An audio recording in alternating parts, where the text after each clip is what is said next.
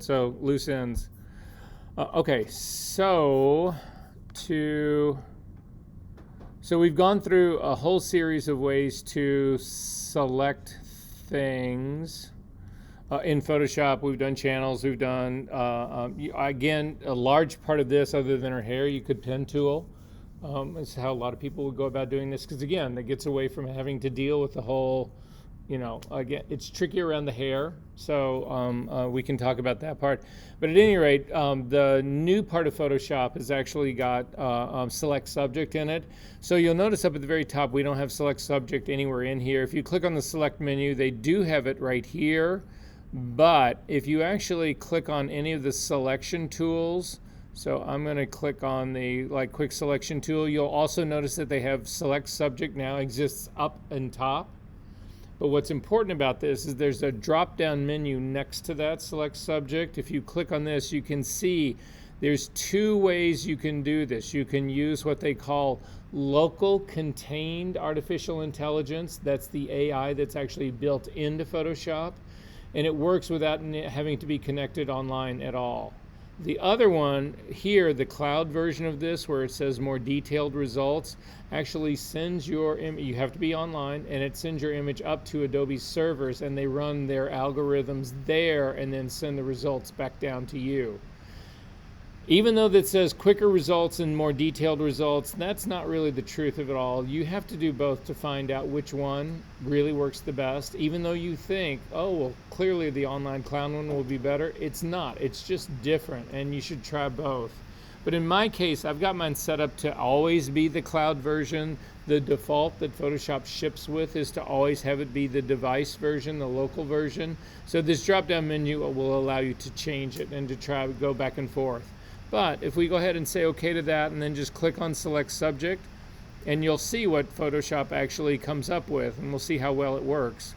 And it actually does an extremely good job at this. If we take a look, it's actually managed to get the crevices in here pretty well, the space that's between her body. It did not get the little parts that are sitting here on the background part. You would have to go in and actually, but we can still add to this. So for instance, I can go to my quick selection tool, make it infinitely smaller so that it fits into this space. And then again, right now, that tool, the quick selection tool, is always in plus mode, meaning it's not going to undo the initial selection. It's simply going to add to it. So I'm going to click on this and simply drag down.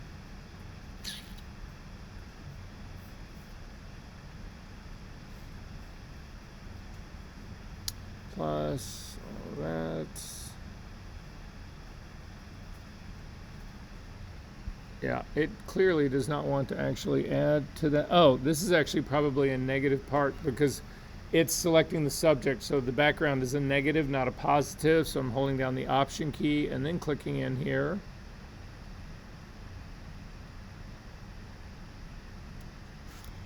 Yeah, something tells me I would go after this with a pen tool, but nonetheless, you sort of get where this is all going. So that would be another thing to try. So pen tool would be something to try. This would be something to try. Select and mask workspace is a really good one to try. So I would do all four of those before I gave up.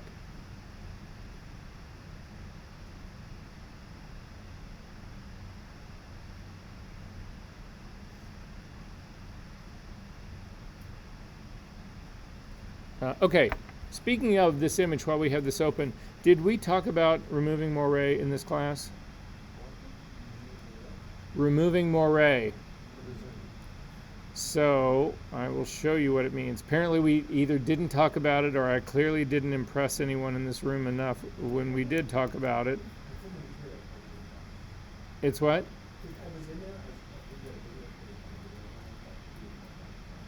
Okay. All right. So if you want to jump online really quickly to find out what moiré really is and ultimately how it does work. So moiré, it's a French word, M-O-I-R-E, with an accent over it. But this will define it right here. If you actually take a look at the wiki page for it, it'll show you kind of what's really going on, and pretty much everybody in this has probably seen this. you get these patterns on it. A lot of times if you, the most common version of moire that I've ever seen is that it's any newscaster that's got a pattern tie on it on television, all of a sudden the tie starts to get all rainbowy and that whole effect, that's moire. So the easiest way to see moire in real life is that if you have a piece of window screen, actually you need two pieces of window screen. If you lay them on top of one another, you will see a pattern appear, and as you start to turn them, you will see a change and a shift in pattern. And actually the old wiki page of this had an animation of it. So let me go back and see the other wiki version of this where it just says moire pattern. Yeah, and you can see this one here. This will actually give you, I thought this was an animation.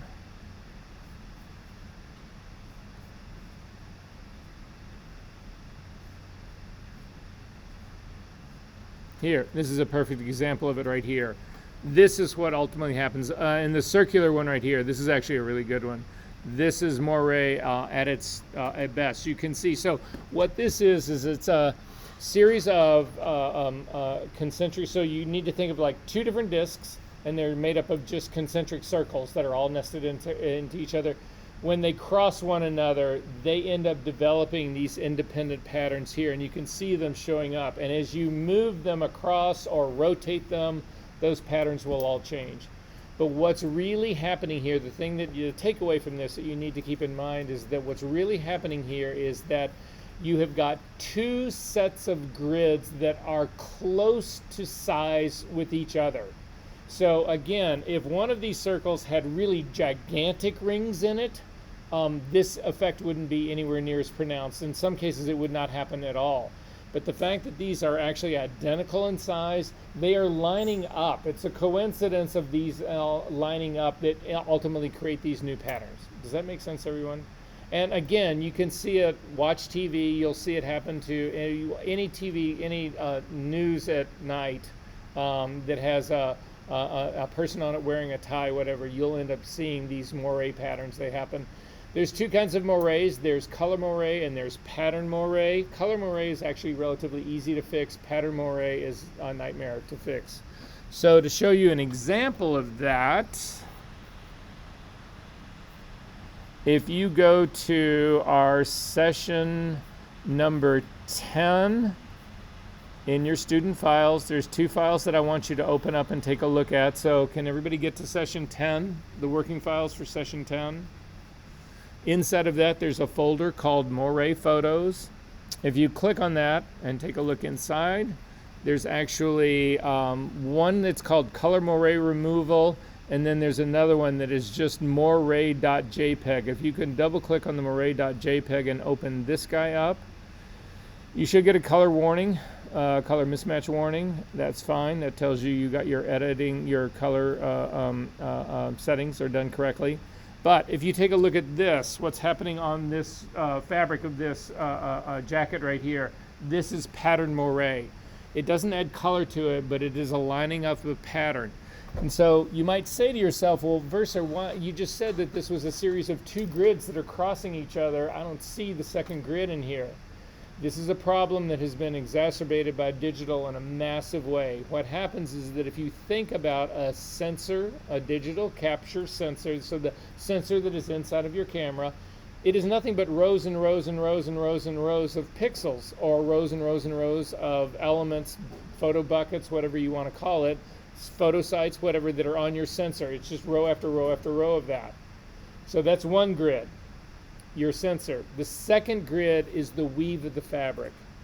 So what's happening now, what's causing this moire is the weave of the fabric is interacting with the grid of your sensor, and you are getting this pattern moire. So guess how you fix this? You go in with a healing brush tool, or not the healing brush tool, clone stamp tool, and you clone out every single one of these one at a time. And when you do it, you actually have to, as you're doing the cloning, you've got to get the weave of the tweed of the fabric to line up with what you're actually doing. So to actually retouch this picture and pull this pattern moire out, you're looking at probably a week's worth of work at least. It's a nightmare, and digital has made it the worst. So again, two things to think about when you're actually doing this. And just so that you know, this is actually a screen capture of what my screen looked like in Capture One. This was a real shooting that I was doing. So this is what my screen actually showed me in Capture One. However, the thing that you need to realize is that when Capture One gives you the preview, the reason that you see the screen preview so fast is that it is a down sampled size of it. It's not a full resolution image. All Capture One does is it makes the resolution large enough to fill your screen, but it does not render it the same size as your actual physical raw capture. Does that make sense? So it's a fake, but it has so much less information that it has to develop to actually give you that screen preview. That's why it's so fast. That is the reason. Has anybody in here ever shot tethered with Lightroom? Yeah. Did you want to kill yourself? Right? It takes forever, right?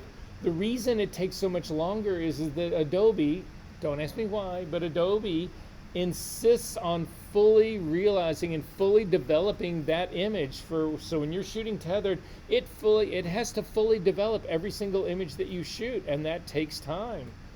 Capture One does not do that at all. It just gives you and then in Capture One, if you zoom into your preview, then it will actually redevelop what you see to go in, but it only develops the part that you're actually looking at, or the part that's actually visible. So if you zoom way in on an image, it's only developing a very small part of your image, and it happens really fast. So they're very clever about the whole speed thing, and why Adobe doesn't do that with Lightroom, I will never know. But at any rate, so the point that I'm trying to make here is that the preview ended up giving me a texture or a grid that was matched this fabric exactly, and I got this horrible moire.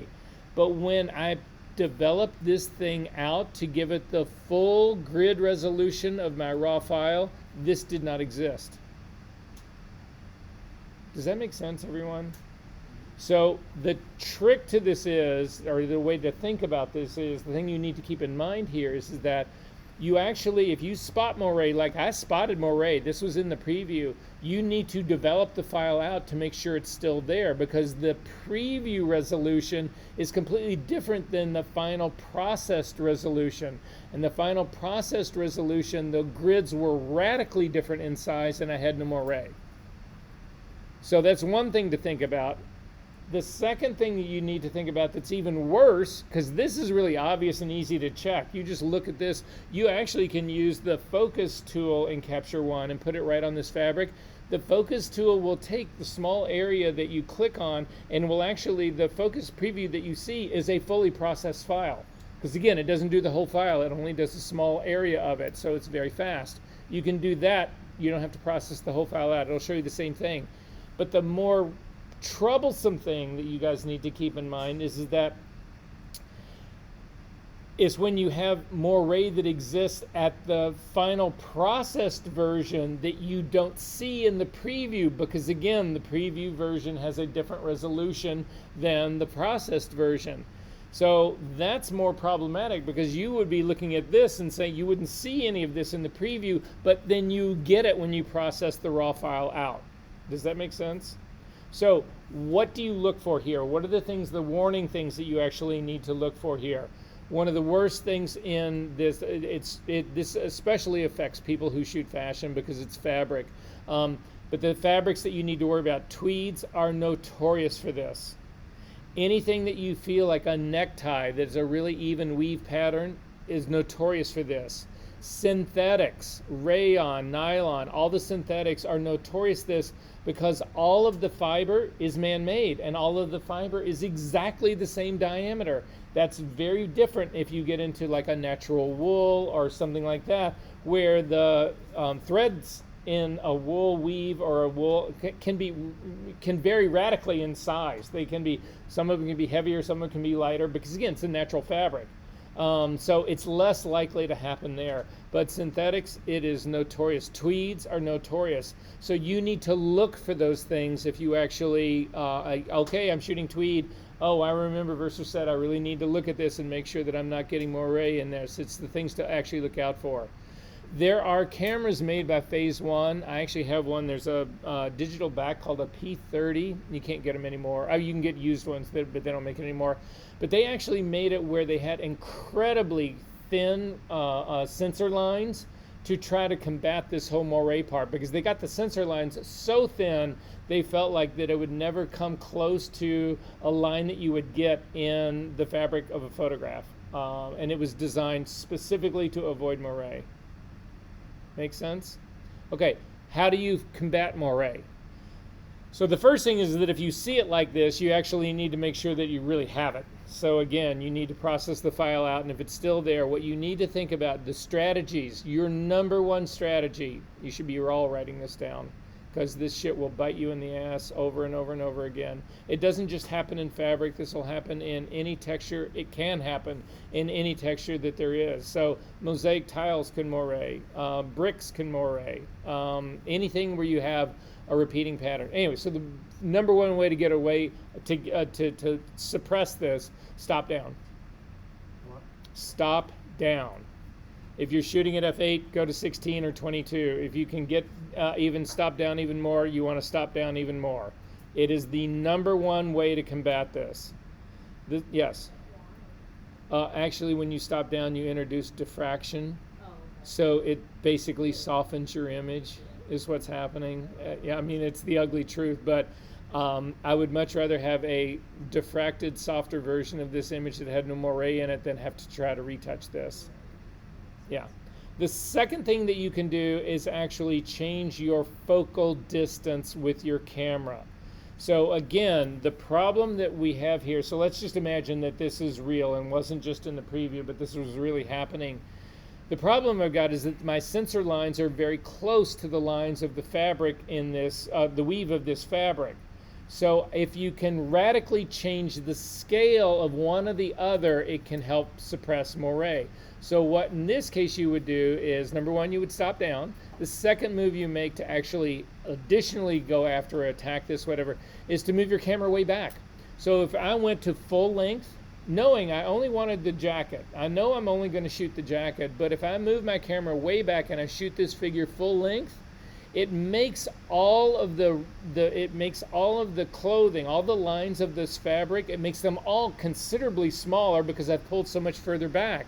That disrupts the relationship of relative size between the fabric lines and my sensor lines. And then once you actually shoot it without the moiré, then you simply have to crop in, right? Those are your options in this. But this is pattern moiré, and that's where this is the most problematic. Color moiré, which I'm going to show you right now, is we can actually get, we can retouch that part out. But pattern moiré, it's a nightmare. So anyway, you can close that up if you've opened it up, and you need to open up the other image that's in, or another image that's in here that's actually called color moiré removal.tiff. If you open that up, it's a picture of a girl in a bathing suit. Can everybody find that image? Or everybody who's hoping to actually do this? Guys, this is our last class together. I got nothing more after today. You know, no, I mean, final critique, hopefully I have something to contribute during that, but in terms of really trying to give you any sort of like, okay, another problem to attack after retouching, whatever, this is going to be it today. So anyway, but regardless, if you open it, for those of you who are actually going to go after doing this, I need you to zoom in to her left boob, the very top of it, and you will see what I mean by color moiré. So see this rainbow pattern that's happening right there? Does everybody have this open that wants to actually deal with this?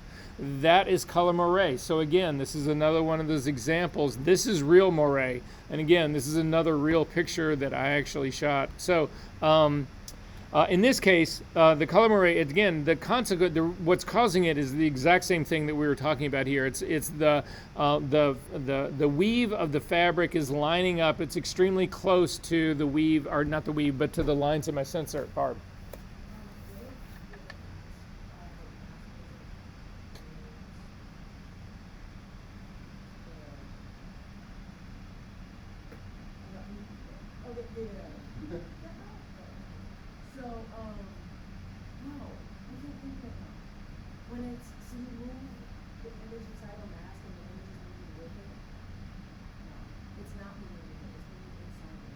Yeah, what about it? So how do I make it so that the mask can go where it wants? Oh, so if you take a look at the space between the pixel part of the layer and the mask part of the layer, if it's unlinked, there's nothing there. If you click on that space in between, it'll put the link back in, and then they move both together at the same time. Okay. All right, so how to get rid of this. So your first move is to duplicate this layer, so Command-J to actually duplicate it. And then we are going to simply blur this to the point that we get rid of the moire. So come up to the filter menu, down to blur, down to Gaussian blur, and we're just going to simply look at it. Now I've got a blur of 4 pixels on here, and it's interesting, at 4 pixels, it actually suppresses everything except for the moire. I can really spot the rainbowing almost easier here, but nonetheless, I'm going to crank it up to like 7. I can still see it.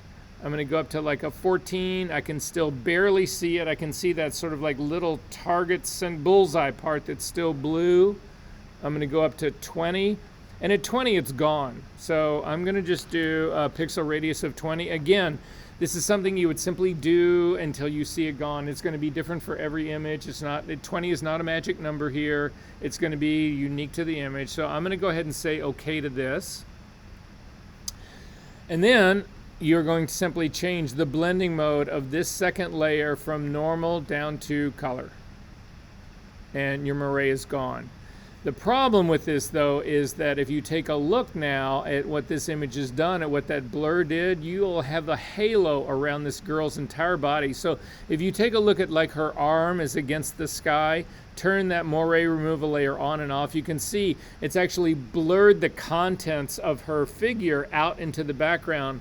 We don't want that. So to get rid of that, temporarily turn off the layer that we just blurred to get rid of the moire. Select the background layer again, and then I'm going to use the quick selection tool simply to make a selection of her bathing suit.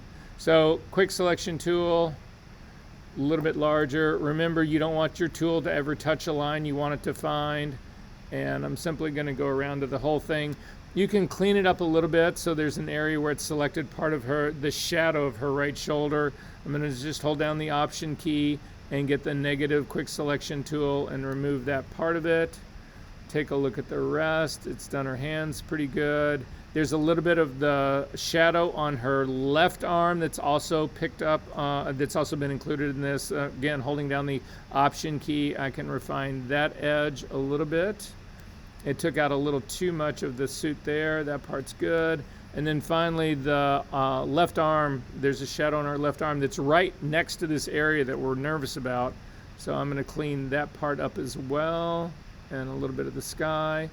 And for the most part, we're pretty good here. I'm also going to get rid of the buckle because this actually is going to do, when you'll take a look at it, it's going to do a lot of damage to the buckle. So the metal part of the buckle, you don't need to get all of the metal part, but the part that's actually showing the sort of pattern or whatever that is on the very front. So again, I'm going to hold down the Option key and simply click on that part to get rid of that. Make my brush a little bit smaller. And click on that part to get rid of that. Yeah, and we can always go back in and refine this mask again later, guys. So don't worry about this part too much. You could go in and refine this once we've actually used it. Okay, so then I'm going to turn my layer, moire removal layer back on again, and then I'm simply going to add that as a layer mask. And now if you zoom into, again, her left boob, and zoom in and then turn your layer on and off, you can see you've removed all the moire. And if you zoom back out, you'll see that you haven't changed. You've gotten rid of that sort of like glow that was on her whole outside of the body because the whole image had been blurred. Are we good on this part? Questions about this part? Great. The best way to get rid of moire is to not ever have it.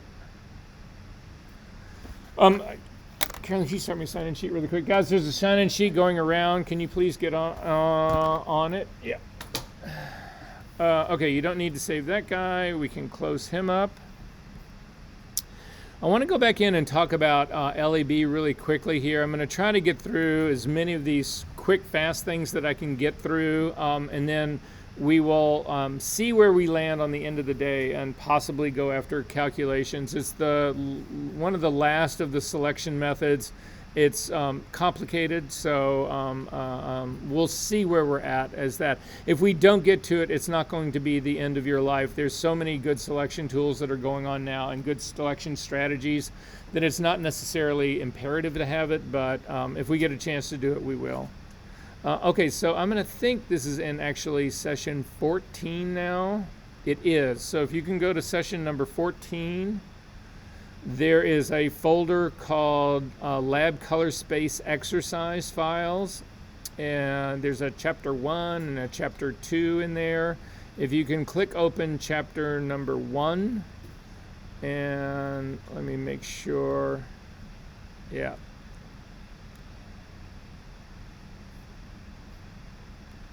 Yeah. Let's just start with the bad lamp. Hang on one second. Let me just check these others really quickly.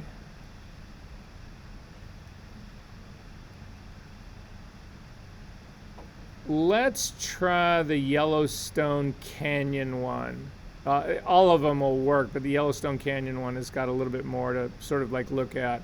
So can everybody find that? Again, it's inside the LAB space exercise files, chapter 01, and inside that, let me just see what I've got here in this exercise file part here. No, again, chapter number 1, the one that says Yellowstone Canyon, if you can open this up. So if you open it up initially, it looks just like any normal file that we've worked with, but if you take a look up at the very top of the title, you'll actually see it says Yellowstone_canyon.psd at, and then it'll give you a percentage of the magnification. But then in parentheses, it'll also have LAB and then a / and an 8 in that. What that means is that this is not an RGB file, this is an LAB file, and that it is also 8-bit. If you go over and you take a look at your channels palette, you will actually see that instead of having a RGB, you've actually got a lightness channel and then an A channel and a B channel. So if we click on the lightness channel, you can see it's basically a grayscale of your image. It's the luminosity of your image. If you click on the A scale, you can see it's extremely faint in here, but remember what's going on in your A scale is that your A scale is your green to magenta coloring. And again, in LAB, we do not work from 0 to 255. What we do is we work from, well, here. It's going to be easier to show this to you really quickly, so hang on one second.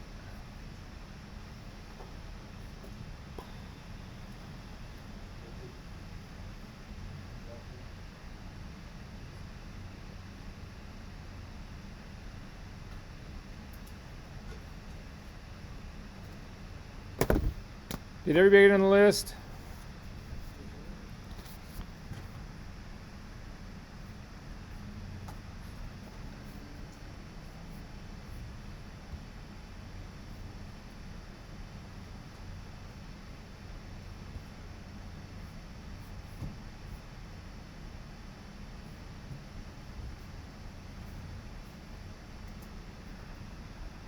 Thanks.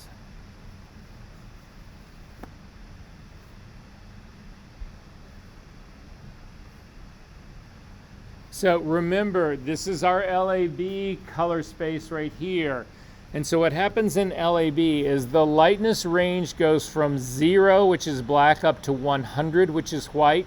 So again, not the 0 to 255 range that we actually had for RGB, because again, RGB is dealing not only with color, but it's also dealing with tone. They're inextricably connected. In LAB, we divorce lightness from color.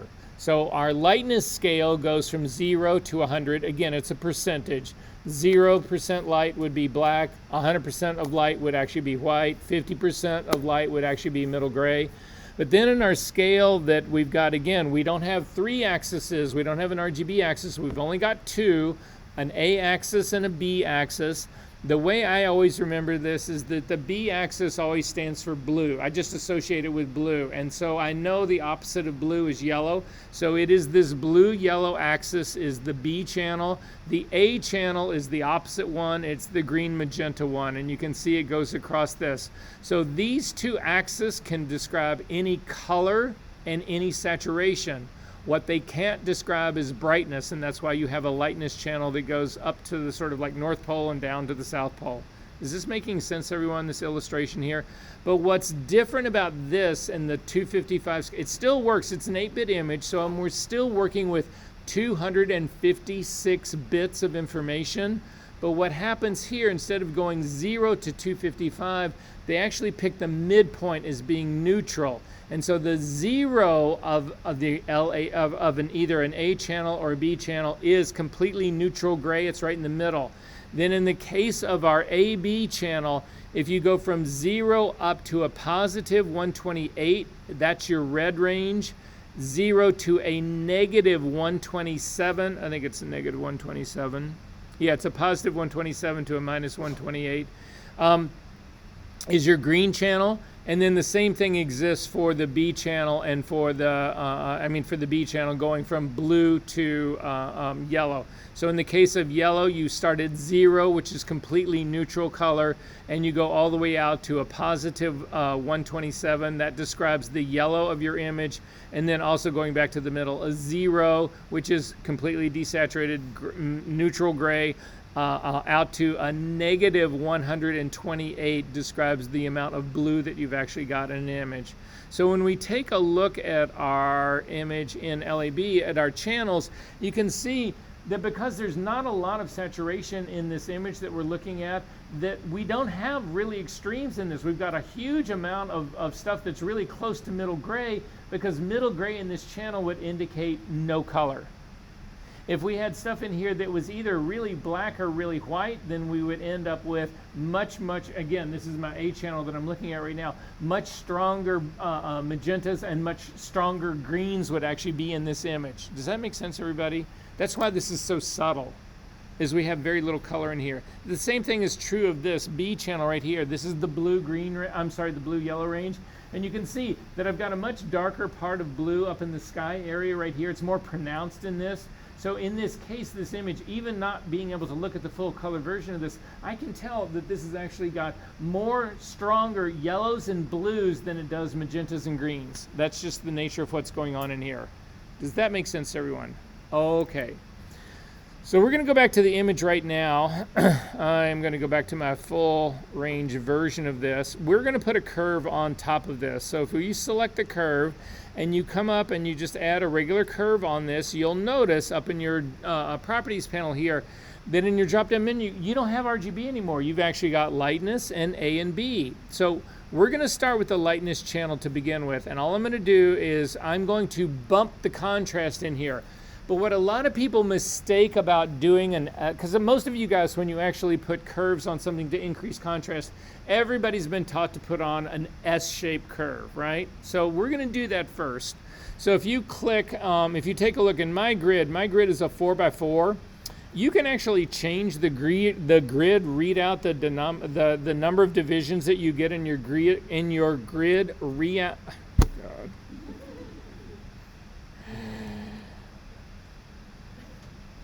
I'm just thinking that it's 75 degrees outside and beautiful, and what the fuck are we doing in this classroom dealing with something as esoteric as color correction in LAB? But there you go. You guys signed up for it, and I'm committed to making it be true. Anyway, so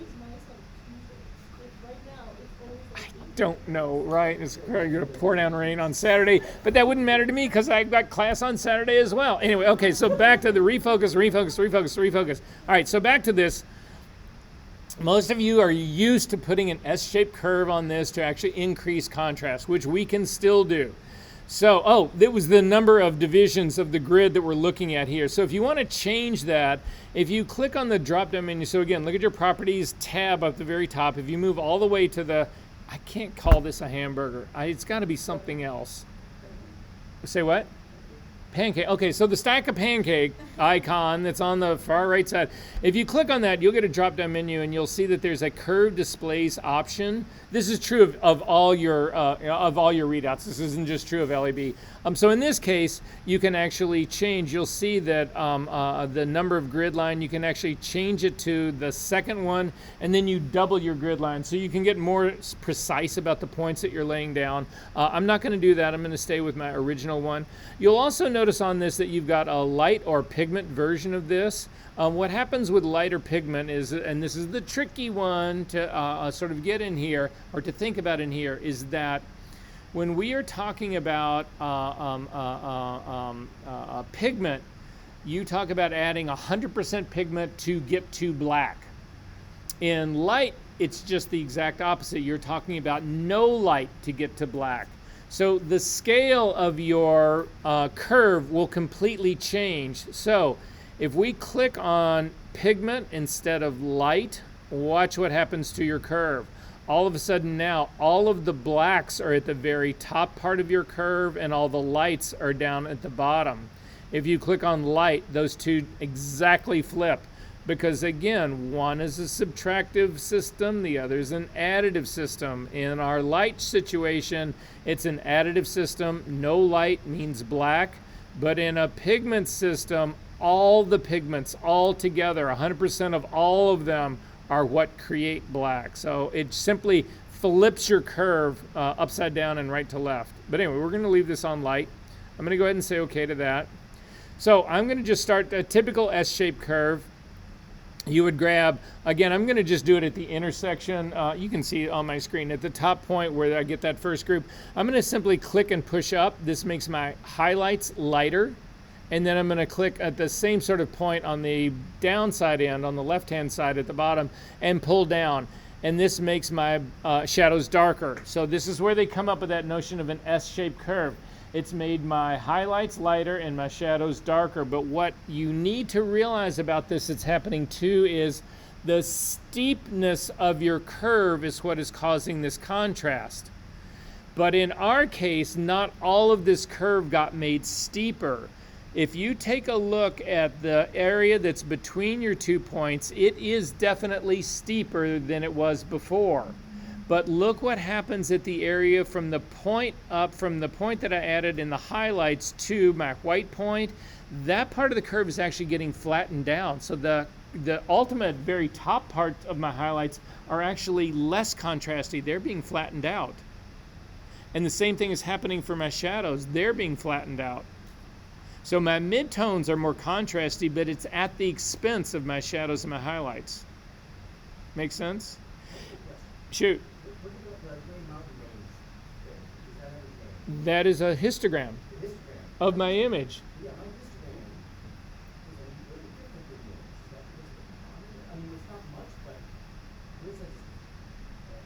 Well, now that I've actually put this curve on here, it's changed the histogram. So if I pull these points off and go back to the original, ours should look the same.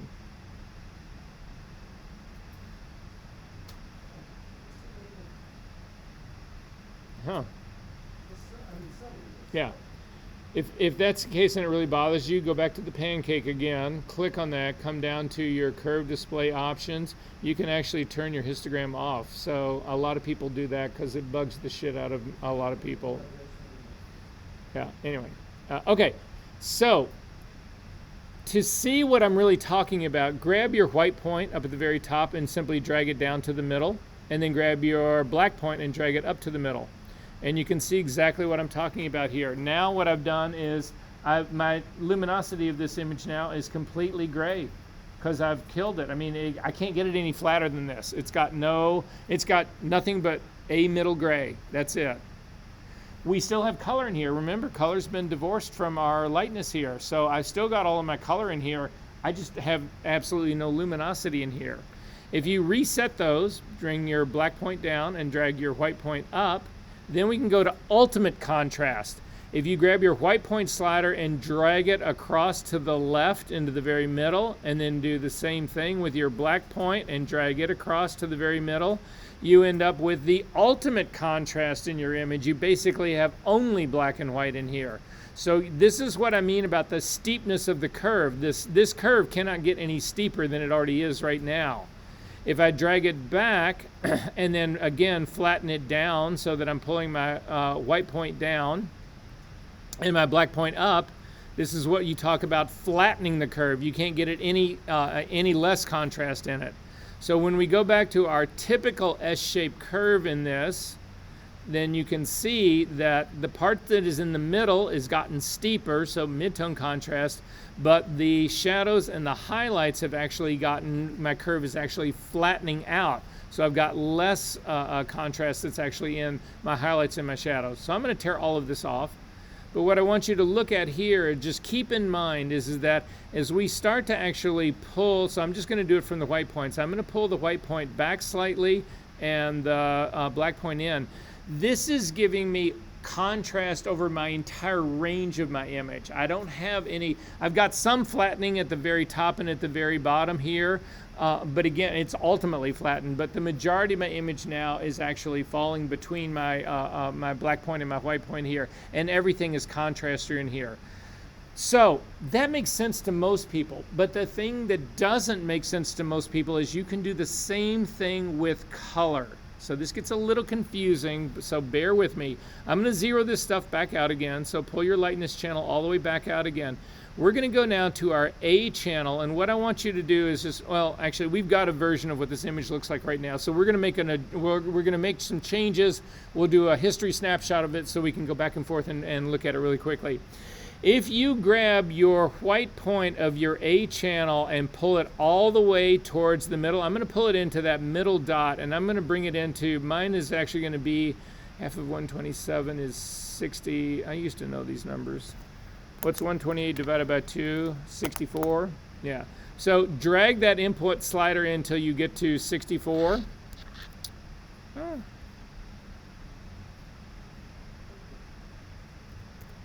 And then you're going to grab your black point and you're going to do the same thing. You're going to actually drag it sort of towards the left. And I'm going from a minus 128. If I knock off 64 from that, it takes me down to, 64, to a negative 64.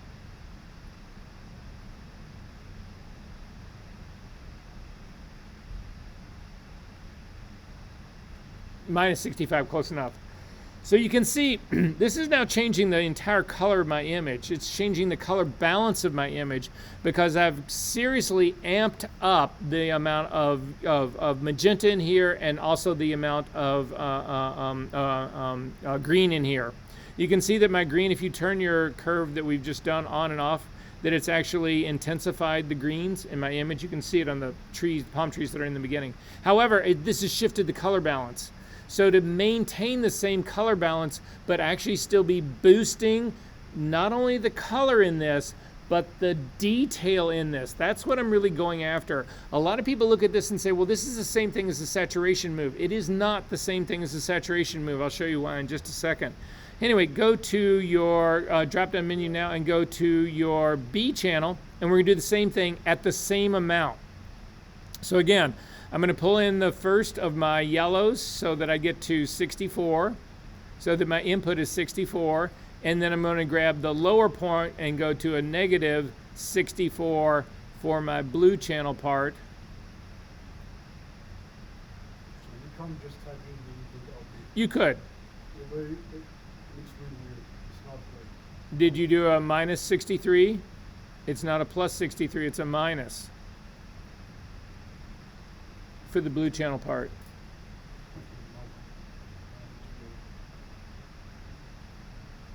It's a minus 128, so a minus 64 to a minus 128.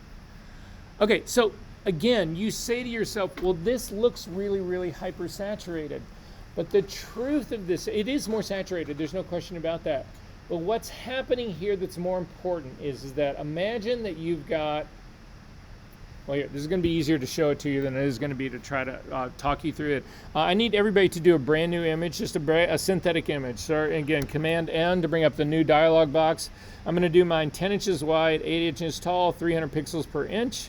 White is going to be my background, and I'm going to go ahead and say OK to this. And it'll open up my image.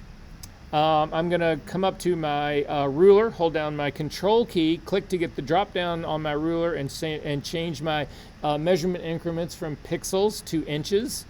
And then finally, if you don't have your rulers showing, again, come up to your view menu, down to rulers, make sure there's a check mark next to the rulers. And then finally, I'm going to grab a guideline and divide this image in half. So I'm going to simply grab a guideline, start to pull over, and when you get close to 5, if you did an 8 by 10, that's what mine is. Mine's 10 inches wide. When you get close to this 5, your guideline will actually snap to it. So they're just dividing my image in half. Does that make sense, everybody, what's going on here? Okay. So I'm going to convert this image to an LAB so that we're working in the same thing, in the same kind of space that you guys are looking at right now. To do that, come up to the image menu, down to mode, and then down to LAB. And you'll see the only thing that changes, it doesn't apparently visually look like anything has changed, but you'll see again up in the title that moved from RGB/8 to LAB/8. This is now an LAB image.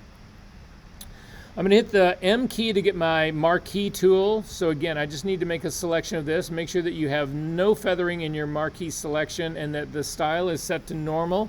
Watch my screen really quickly. We did this in our very first class, but I'm sure a few of you have forgotten this. I want to make a perfect selection of this half of the left half of the image.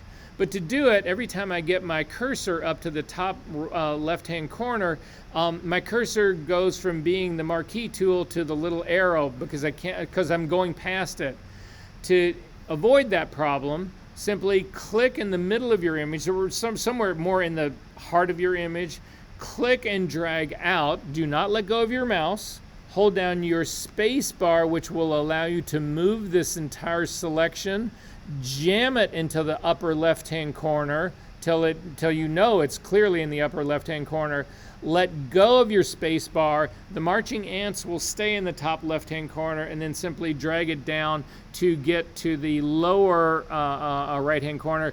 It will snap to the guideline that you put in here, and it will also snap to the bottom of your image, and then let go. So this is now the image that we've actually created. I've selected this half of the image. Then we're going to click to open up the color picker. In the color picker, even though I'm in an LAB image, I can make colors I can still use RGB to make my colors, and I'm going to do a pure red.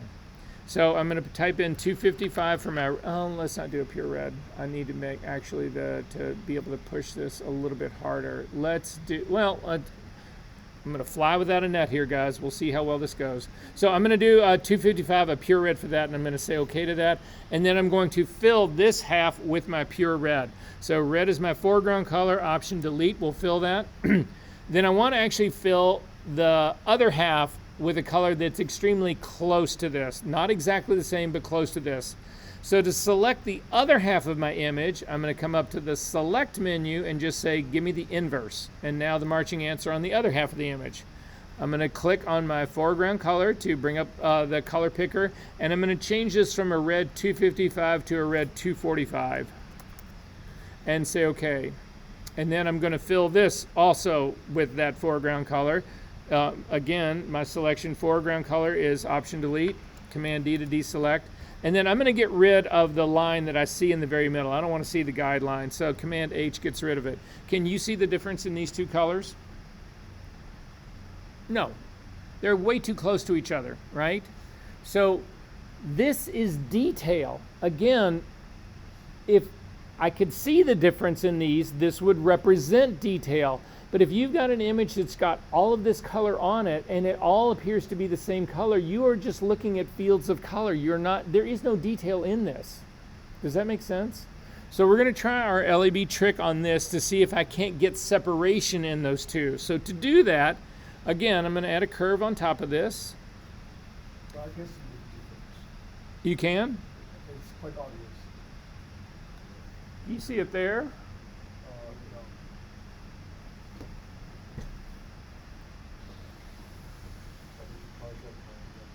Yeah, but let's make sure that the colors that you put in here. So go back in history. Or make the selections again. It's just easier to go back in history when you make your first selection. So click on rectangular marquee right here. Yeah, just click on that. You got the selection going. So again, click on your foreground color. And 245, type in 255. Go ahead and say okay. and then option delete to fill that. Good, and then select menu, and go. Good, and then again, and then 245. That's okay. And then again, option delete. And then H, get rid of the guideline. Yeah, I can see that too. You might want to try to calibrate that monitor. Anyway, the majority of you guys, if you're looking at a calibrated monitor, should see no difference in the two. Our eyes just can't discriminate that much. But if I add this curve on top of this, and then again, I'm going to go to my lightness channel, the A channel, because this is where I'm going to find the greatest difference in my, again, my reds to greens. So I'm going to grab, again, the lower point here, and I'm going to start to drag it in the middle, and then I'm going to, so I'm going to go to the same thing, to that minus 64. So you can type it in if you want to. And then I'm going to do the same thing in the very top. I'm going to pull this back to get to my positive 64.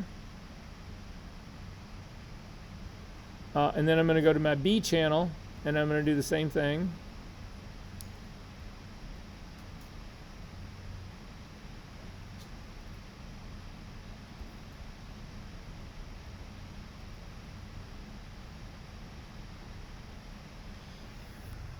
And now in this case, I'm looking at this.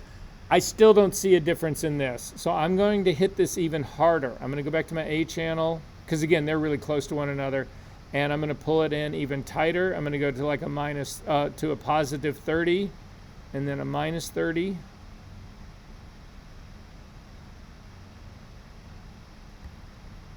And then go to my B channel and do the same thing.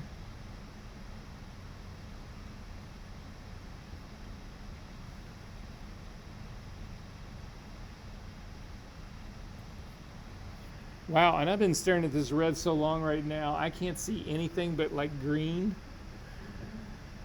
At any rate, what we are doing here is that we are adding contrast of color.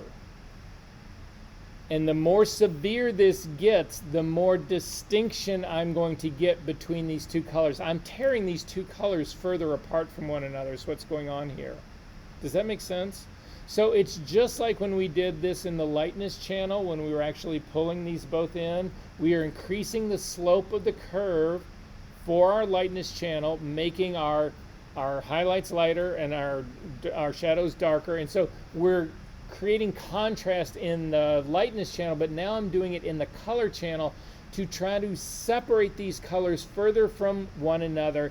And in doing so, I end up bringing out the fact that they are different, and the fact that they are different represents detail. Does that make sense, everybody? Did I lose anybody on that? Okay, so the other issue in this is that I also bump up my saturation here. I'm clearly doing that, but I'm pulling these colors further apart from each other so that I'm revealing detail. That's the best way I can phrase it. All right, you can close all of this up and go back to our original image. So if we keep both of the colors equal in terms of the shifting that we're doing, so both of them took their positive value back to 64 and their negative value to a negative 64, we're keeping the balance of our image. If you go back in, for instance, to your B channel and you zero these back out again, you can actually see we get a shift in color. That's not what I'm looking for here. What I'm looking for is to keep the balance, to keep it a normal color image, but to separate the tones that are close to one another, the colors that are close to one another, as much as I possibly can to increase the detail of my image. And that's what's basically going on in here. So if we zip into our image really close, so I'm just zipping into this like orange area that's sort of, I don't know, the big orange stain that's in here, and turn your curve on and off, you can see it's not a question just of saturation. It is a question of actually adding more nuanced detail to my image. Does that make sense to everyone? Are we good on this part? So you can't do this in RGB. This can only be done in LAB. Questions about any of this? All right, you can close this guy up. Typically what people will do when they do this kind of work, especially in this, is you throw in an extreme contrast correction on the curve like this. Again, in order to maintain, or in order to avoid perversion of color. So let me ask you this. How many of you guys have ever been to the desert? Most of you, a lot of you, right? So is this the way you remember the desert, or is this the way you remember the desert? Turn the eyeball off. I remember the desert as alive and full of color, right? Not like neon color, but really, right? I don't think of this. This is not the way I think of it. I always think of it as this. But part of that comes from the fact that we've all been subjected over and over and over to hypersaturated imagery. Every TV in the world saturates your imagery. Apple computer, the way these things shipped was all designed to saturate your images. Also, oh my God, look at my photography, it looks amazing, right? It's all about this saturated kind of world, which isn't really the world that's actually out there, but that's the way we think about it. That's the way we remember it, right? And so this actually helps bring you more back to that point. But you could look at this and say, well, yeah, Verso, yeah, I like the fact that it's a little bit more in that direction, but this is overdone. Simply take your opacity of your the curve that you actually put on here and drop it back. It's a whole lot easier than going back in here and trying to change the shape of that curve and actually doing both points. So you can drop it down to like a 50%. So then it's only a 50% boost in this apparent saturation, but it will still give you greater detail in your image, because things that were so close to each other that they seem to be the same represent a lack of detail. Are we good on this part? Okay, let's do something fun. You can close this guy up. Say what? Can we go outside? I'm not going to beat this to death, guys. We'll see where we land. Okay, next one to go after in class. Let me see what's in 14 really quickly. Yep. Still class number 14, if you can go back to that. So our session number 14 in your assignment folders, there is a folder inside that called Vanishing Point. If you can open that up, and inside Vanishing Point is, let me see about the one with the dog first. Yep. So there's a file in there that's just called Vanishing Point. There's another one in here. Yeah, so it's the Vanishing Point, capital V for vanishing, and not Vanishing Point Master, just Vanishing Point. If you can double click on this one, if you get the warning, that's fine. So it's a picture of a dog standing on a deck. Did everybody find that one? Okay. So what I would like to do in here is I would like to get rid of the brush that's on here. And the problem in trying to do that is that, well, we'll look at the problem initially. So actually make a copy of this layer. So again, we're going to, because we work non-destructively in here. So Command J to bring up a copy of this. And then I'm going to grab the clone stamp tool. So I'm going to grab the S, hit the S key to get the clone stamp tool. I'm going to make my tool a little bit larger, and then I'm actually going to check the edge of it. Mine is actually set to do frequency separation work. The default for the clone stamp tool is actually a 50% hardness. So I'm going to change mine to 50% hardness. Normal blending mode, 100% opacity, 100% flow. And then I'm going to come up here to the top. What I'm going to do is I'm following the boards. So I'm going to put the center of my clone stamp tool on one of the cracks that's between the board. It just gives me a way to align something on the top and the bottom. So I'm going to hover my the little X that you get that's right in the center of your clone stamp tool. If you hold down the Option key and click right on that, again, I'm really close to the chunk of wire that's in the background. I'm sort of close to that if you want to be roughly the same. But then come down and you can see it will bring you should have the preview in your clone brush as you come back down to line the crack up along with the crack that's up in the very top. Is that working for everybody? And then simply click and then paint out your brush. And the problem that you can see that happens in this is that because my image is converging away from me, the spaces between the boards towards the top of my image are much tighter together. They're smaller. The boards are actually smaller than they are as I come down here and try to retouch down here in the bottom part. Does that make sense? My image is converging away from me, so the boards, as they start to move away from the camera, get smaller. And so therefore the spacing between the cracks in the boards is smaller where I'm actually sourcing this from, and then when I come to bring it forward to actually do the brush, they're too small. Now, it's no better. If I started down here at the very bottom of my image and tried to come back, it would be the same thing. The boards that are at the bottom of my image are larger than they are where this brush is, so this is still not going to line up. Makes sense, everyone? Are we good on this part? All right, so if you've done all that, go back one step in history to undo that part. Instead, what we're going to do is use a tool that's been around in Photoshop for some time anyway. It's a filter, so if you come up to your filter menu, I don't think this works on a smart object, but we're going to see. See where it says vanishing point down here in your filtering group right here? Let me turn this into a smart object and see if we actually keep that part. I don't think we do. I think we lose it, but every iteration of Photoshop, they change things. So I'm going to convert this, my retouching layer, to a smart object first, and then see if under the filter, see, vanishing point has been grayed out. So you can't do this on a smart object, but that's okay. Go back one step in history. So then to use vanishing point, again, you can't do it on a smart object, but we can do it on this layer copy, up to the filter menu, down to vanishing point. And when you do this, it'll bring you into, again, this is another one of those Photoshop spaces that you go into completely your own space. There's a series of tools that sit over on the top left-hand side. So on the very top left-hand side, there's an arrow that you can select on the very top. All that does is functions like any other arrow. It'll actually, if you had an image, you can move around, that kind of stuff, whatever. We don't need that right now.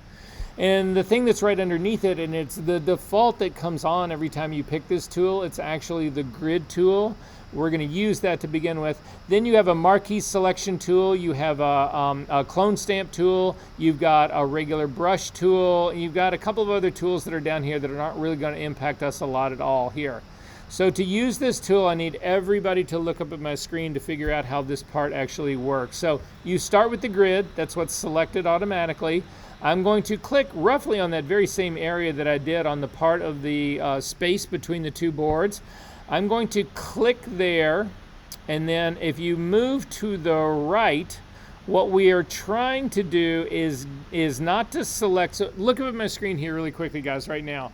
If I go perfectly right to my right, what I'm trying to do is tell Photoshop how my image does, how the conversion actually happens in my image.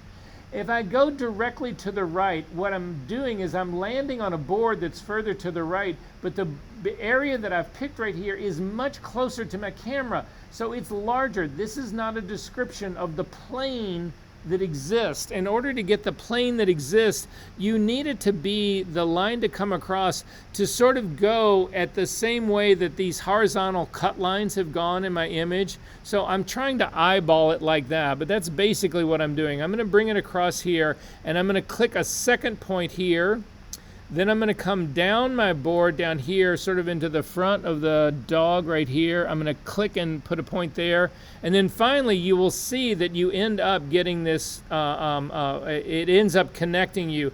You end up with a four-square, and I'm going to come down and actually click on the original board, a cut line. But again, I don't want to come down too far, and I don't want to come up too far. I want to try to actually make the horizontal line that's coming across here to be the same as the one that I did at the very top, and also to match up the cut lines that are in the boards that are sitting right down here. So I'm going to come down here a little bit like that, and I'm going to go ahead and click. And you see the minute you do that, you end up having a grid that is now laying on top. And if you've done this correctly and you're in luck, then the grid itself will actually describe the plane of the patio deck to Photoshop. Now, this is a very small area of it, and I need this to cover the entire thing. So once you get the grid done, you hover over the control handles that are in the middle of each part. And so I'm going to click and drag to the foreground to actually go ahead and continue that entire line coming all the way forward. I'm going to grab the back middle handle as well and drag it back out so that it goes beyond my image, because I want this to work over my entire image. Then I'm going to grab the handle that is in the middle and take it to the right, and you can go all the way to the right. And then I'm going to do the same thing going to the one to the left.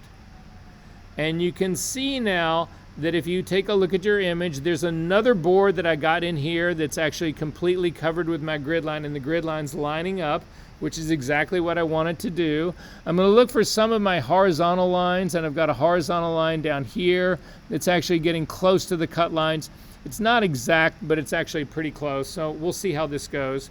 So then we're going to go to the next tool down on your screen that's up on the toolbar that's on the left-hand side. There is a clone stamp tool that's up there. I'm going to click on the clone stamp tool, and you can see that you've got options that actually will do the same settings that we've done with the clone stamp part. Now, Photoshop actually added a healing version to this. So if you'll see in the options part where it says heal and it's turned off, that means that this is a clone stamp tool. If you click on the drop down menu and you come down to on, it turns into the healing brush tool. But in our case, we want the clone stamp tool. I want a pixel to pixel replacement. Then I'm going to do the exact same thing that I did before. Again, my hardness is 50%, so that means it's a 50% hard brush. I do want this to remain aligned. Again, you guys already know what alignment is about, and when you turn it on and turn it off. If you turn it off, then every time you make another additional stroke of your clone stamp tool, it resets it to the beginning. That's not what we would want in this image. So I'm going to do the same trick that I did before. I'm going to come up to the very top of my image, near the hunk of wire that's sitting up at the top. I'm going to hold down my Option key. I'm going to click the plus sign that I get right on that crack that's in the middle. Then I'm going to come down, and you can see we're also getting a preview of our clone stamp brush here.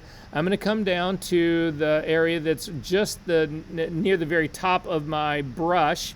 And again, I'm looking to get the black lines, the lines between the boards, to actually show up. And I'm going to click now and start to drag out and come across to get that.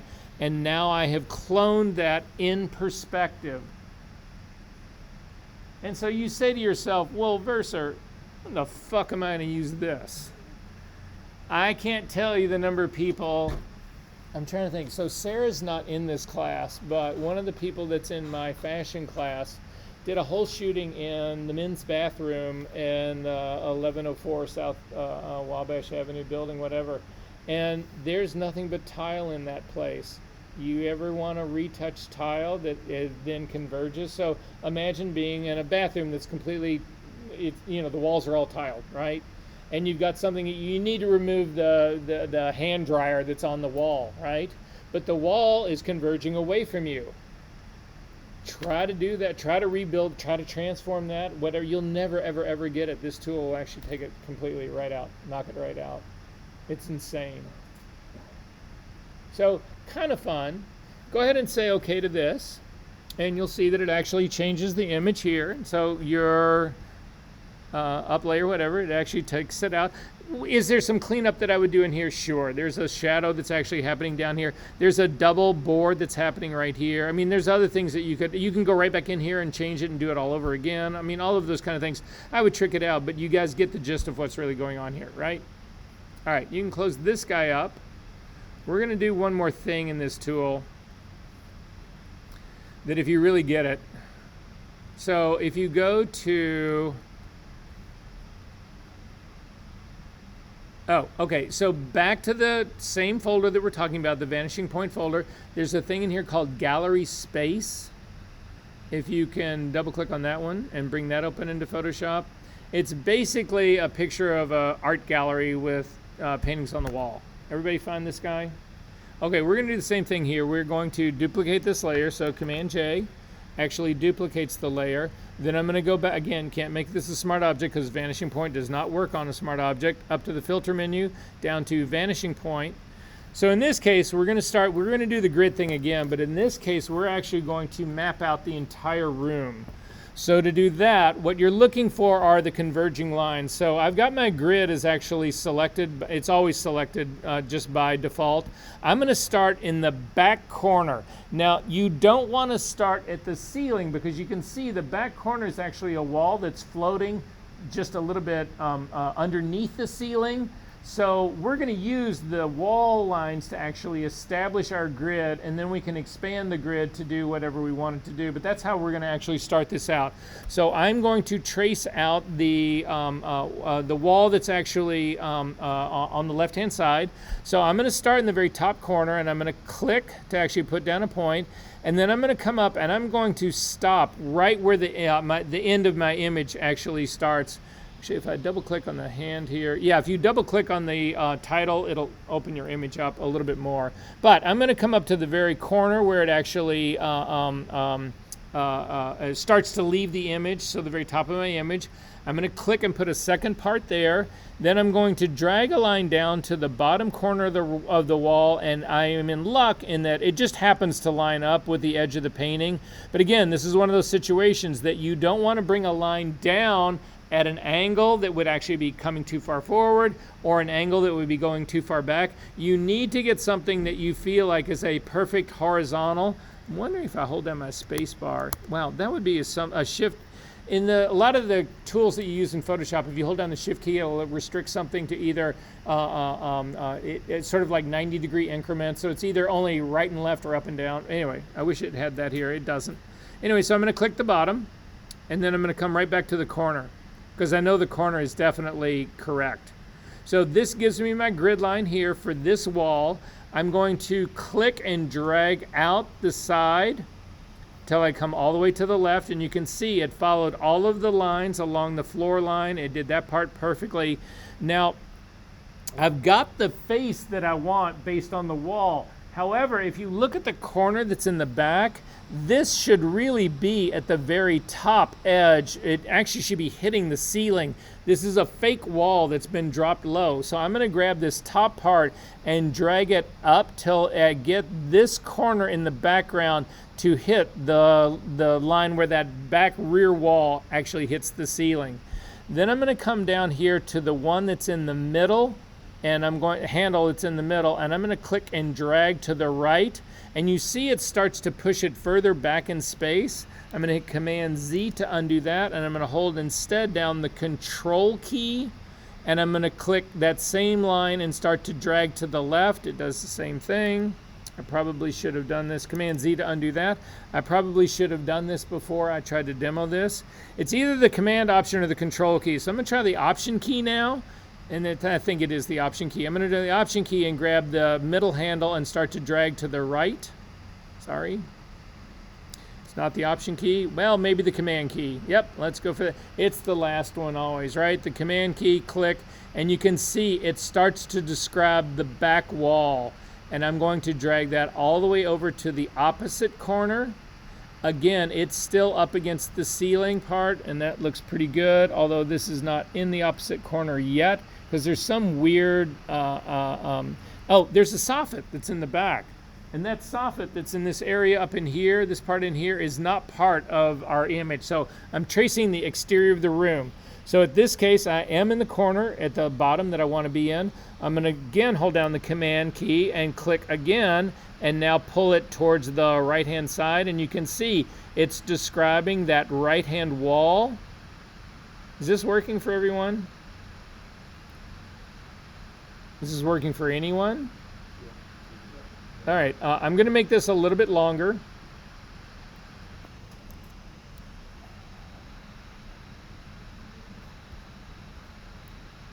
And then finally, I'm going to grab the, hold down the Command key. So on my right wall in the middle, the control point that's in the middle, hold down the Command key. I'm going to click and I'm going to drag across the floor. It will actually connect to the opposite wall. I'm then going to let go of the Command key and grab the control handle in the middle of the floor and pull it towards camera. This will actually track all of that. And then finally, I'm going to click on the right wall again and get that grid back. I'm going to hold down the Command key, grab the middle handle here, and drag and bring it across to the opposite wall. And what I've now done is I've described the entire room. So if you click on any of the walls, just using the arrow key, you'll actually see that you can select any of these guys here. So all the planes of my room have been defined. So then I'm going to grab the next tool. It's the tool that's above the clone stamp tool, but below the grid. It's just the marquee tool. I'm going to click on that, and then I'm going to come over. What I want to do is I want to select the painting, that big painting that's on the right-hand wall. Left-hand wall. I want to select this guy. But you need to remember now, this selection tool is going to work in perspective. So you need to make sure that you start high enough on it so that it grabs the entire image. So I'm going to click and simply drag out, and you'll see it. We'll make a selection, and the selection will converge in perspective. And it's selected the entire image. You want to make sure that you get the shadow that goes along with it, that you didn't nick part of the frame or whatever. So I've got the shadow part that's actually on here. I'm going to then copy this image. So if you go up to your edit menu, you'll see that all of the copy paste things are all grayed out. So you need to use your keyboard shortcuts to do that. Command C will copy the image. Command V will paste it back again, and it's just pasted my image right on top of the version that I already had. But now if I click the copy that's just been put into place and start to move it, you will see that it converges and it actually gets smaller, and you could actually put it in perspective, a copy of it on this wall. But look at this. You can bring it back to your back wall, and you can put it on the back wall as well. Or you can bring it to the other side of the gallery, and it will actually flip in perspective. Or you can put it on the floor. Or you can put it on the ceiling. Try doing that really quick in Photoshop. Crazy, right? And then simply say, okay, I'm going to put mine on the ceiling, because why not? I like art on the ceiling, and here it is, images on the ceiling. Now, usually, and I can't promise this is going to happen, but we're going to find out right now. If you go right back into the vanishing point filter, with luck, it has remembered your grid, and that part's great. So I'm going to hit cancel out of here really quickly. We're going to open up just any other image. I don't care what it is. So open up something that's got a figure in it. Let's open up the dog image. So just the vanishing point one. Open up the dog image again. Say OK to that. I'm going to do this down and dirty really quickly, guys. Up to the select menu, down to select subject. Hopefully it's going to select the dog. It did select the dog. I'm going to do Command C to copy the dog. Then I'm going to go back to my gallery. I'm going to go up to the filter menu, down to vanishing point. Say OK. And then I'm just going to do Command V to paste. And it puts the dog in, and it always puts it up in the sort of like top corner. Oh, it also selected some of the wire as well. I would want to make that, it doesn't matter where it is. However, so it always comes up in the top left-hand corner. This is not in perspective right now, but the minute you drag this thing down onto your, anywhere else in the image, it actually then throws everything into perspective. So now I've got the dog in perspective. If I bring him over to the wall in the back, you can see it looks normal, but if I bring him up to the side, right wall, whatever, it distorts it to give you the illusion that this is now artwork that's flat on this wall. Same thing will happen on the floor, same thing that'll happen on the ceiling again. Make sense? But I got to be honest with you, I don't use this tool very often, but boy, when you need it, there is nothing that'll do it better or faster than this. Questions about any of this? All right, you can cancel out of here. You can close that guy up. You do not need to save that. You can close the dog up. You don't need to save that guy either. Yeah, I do. If you're trying to match the background to the focal distance you would have, like the person in the image makes sense, like the person's quite sharp, but the background is just as sharp and quite narrow. What's the best way, what would practice is the best way to do a message with the result? again, maybe you were here. Did you miss the whole depth of field when we used the lens blur when we created a depth map? It is on one of the videos, but most of you guys, or at least some of you guys were here. Should we go over how to build a depth map again and do that part? It's really pretty critical to doing compositing. It's in week 12's video. It's in week 12's video. So watch the video. If you have a problem with that, let me know and I'll get it. We can jump in on a Zoom call together, but we'll go through it. But you basically, by hand, you create, it's a very similar process to this, in that you create this thing that tells Photoshop about the image, and it describes the depth. And you use tones to make a distinction between what should be in focus and what should be out of focus. And then you use middle grays to actually, so for instance, let's say you're using black to say that your figure should be completely in focus. And then just a little bit of distance behind it is going to be a little bit softer, but nowhere near as soft as something that's way in the background, right? So if the figure is black in your depth map, the way back area is actually white, indicating the greatest out of focus. But then stuff in the middle, there would be a gradation of black to white to describe as you're moving further back in your image, things get increasingly more out of focus. Watch the video from session 12 and let me know if you still have questions about it, but it is definitely what you want to use. And then you also use the lens blur filter. Basically, it's the most advanced of the blurring filters that Photoshop has, but it's really, it's a challenge to use, but again, the video will explain it all. But what it does is it actually recreates the physics behind the optics of a lens. So instead of doing a blur, like a Gaussian blur, all a Gaussian blur does is that it takes two pixels that are next to each other and it averages them together. And depending on the strength of blur that you put in, it will completely average them together to the point that they become the same. Or if it's only a small blur, then you get just they become close to one another. That's basically the way it works. That is not how the lens blur filter works at all. The lens blur filter actually takes your depth map and says, okay, I understand now the depth of this image because you've described it to me using my depth map. And so I'm going to take that information and I'm going to reimagine what your image would look like if it was actually shot with a real lens. But then it also gives you ways to build different lenses. So you can use a lens that's got 3 shutter blades, or 3 aperture blades in it, or 8 aperture blades in it, or 15 aperture blades in it, all of which, those number of aperture blades, will all impact the bokeh that you have in an image. So, I mean, you can literally rebuild an image. Rebuild a lens. Yeah, try that. Okay. What? Okay. All right, so we're going to go to the last part here really quickly because we do have time to get to here, and there's enough of you in here that have, you've geeked out and nerded out with me long enough that we might as well go for it here.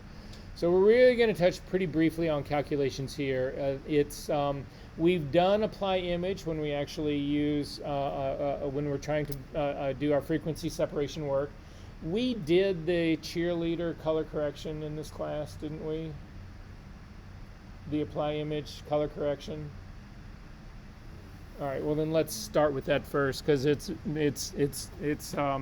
somewhat easier to understand in the beginning. So to do this, and if we don't have time to get to calculations, it will not be the end of the world. If for some reason we don't, and there's somebody in here who feels like, okay, I didn't get everything out of Versa's class that I wanted to get, whatever, just let me know. I will meet with you guys. Maybe what we do is after the semester's over, we'll all get together at a bar and we'll do a calculation day at the bar, right? But it has to be after graduation because I'm actually not even allowed to, I don't think, bring that up. I could be fired for this, but who cares at this stage of the game? Say what? Oh, well, that's at least not for the next 10 days. Say, oh, I know. I told you guys this before. I used to actually refuse to. I a blanket statement. Nobody can record any of the lectures that I do. That was my mantra for years. Because as you know, I speak in my language can get colorful. I guess that's the best way of putting it. Or it can get somewhat irreverent when it comes to Adobe for sure, but also the administration here for sure. So my language is somewhat libelous, you might say, or anyway, you get where I'm going with that. But now I record them all myself and then put them on my own YouTube channel, right? So it's just like, come on, bring it on. So anyway. All right, so, okay, back to this. Focus. All right, I'm focusing. Okay, wait, does anybody in here scan film?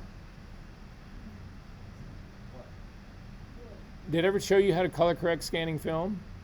Okay, well, so now this is going to give me an easier place to go.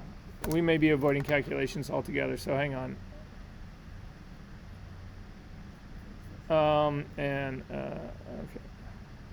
Okay, apply image. All right, so I need to find this file really quickly. It's in the last of the groups. I'm not sure which one it is. Oh, it's in session 13. So it's in session 13. It's called Cheerleaders. I really feel like we've done this one, but maybe not. Okay, so how to color correct this. And the problem in trying to color correct this is that what's happened is that this image has faded. So it's not like the image started out and it was a full color image that somebody had then just processed to a wrong color. The problem with this is that it started out as a full color image, but over the course of time, it's actually part of it has faded, and what's leaving is this heavy red cast on it. So what this is telling me that has happened is that the blues and the reds the blues and the cyans in this image have faded, and that what now is left behind is this dominance of red.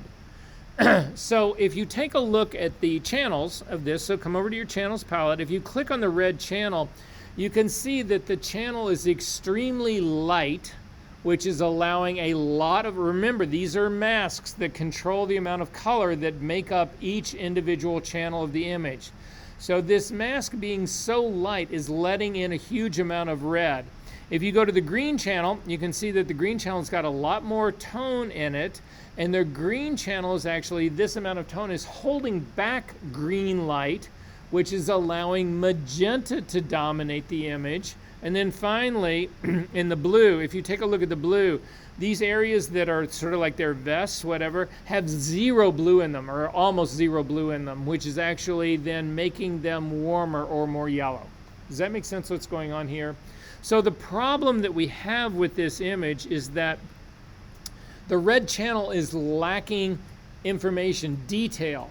So you could put a curve on this and go in and say, okay, I'm going to correct that. I'm going to really drop down the red. But the problem that we have with this is not just red, but you need detail in this red channel, because otherwise you end up with, you can color correct it, but you end up with these just flat areas of color. You don't have any detail in them because there was no detail in this channel to actually restore that color and detail. Does that make sense what my problem is? So what I want to do is I want to boost I want to make this whole red channel darker, but I want to do it using the luminosity of the image so that I add detail to this and not just a color wash. Does that make sense, everyone? So to do this, these are the oldest tools that exist in Photoshop. So these tools, actually, when I first started working Photoshop, there was no layers panel.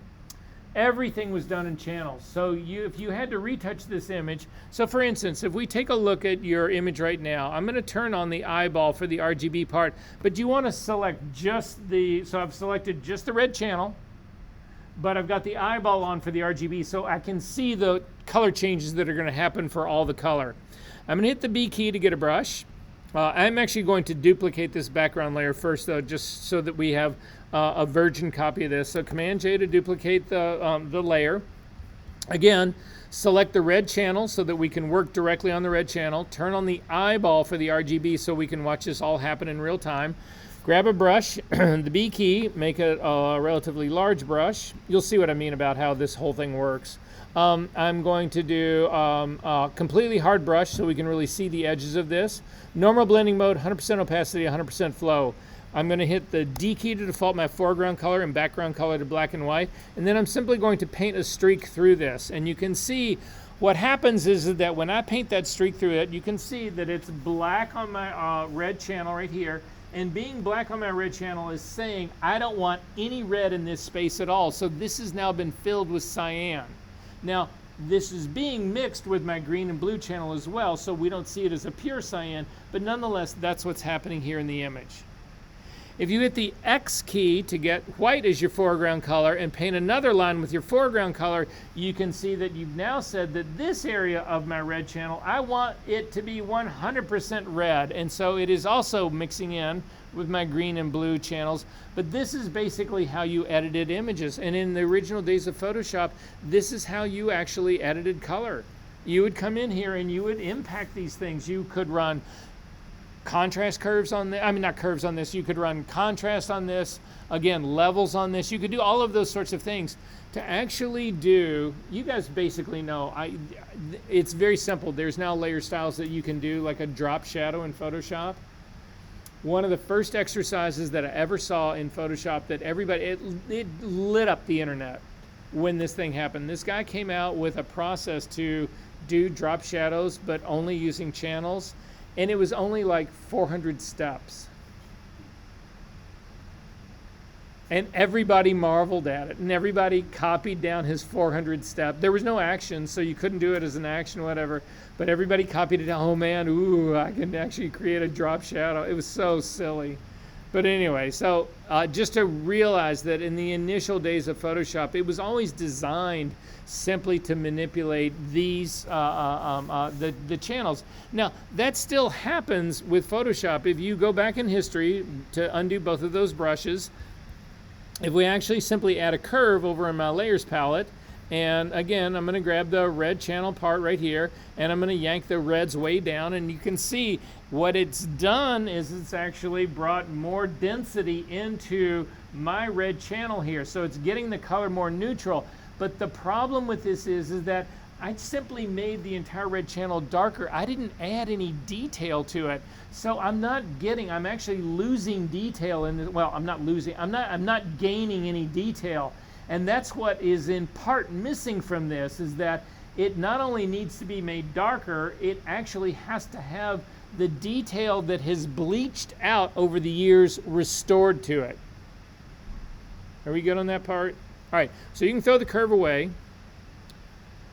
I am going to leave my second layer, the copy of my background layer, because I only want to do this work on this. So basically what I want to do is I want to steal detail from either my blue channel or my green channel. I want to steal that detail and plug it into my red channel, because that will do two things. Number one, it will actually increase the density of my red channel, which will then add more cyan and remove this red cast, but also it does the detail part that I'm missing.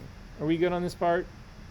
All right, so to do this, you have to select the channel you want to modify first. This is not like working in any other part of Photoshop where you can actually change things after the fact. You cannot change the target channel after you invoke apply image. You have to do it ahead of time. So I've got my red channels selected. However, I do want to turn the eyeball on for the RGB so that I can watch the results of this happen in real time. So then up to the image menu, down to apply image.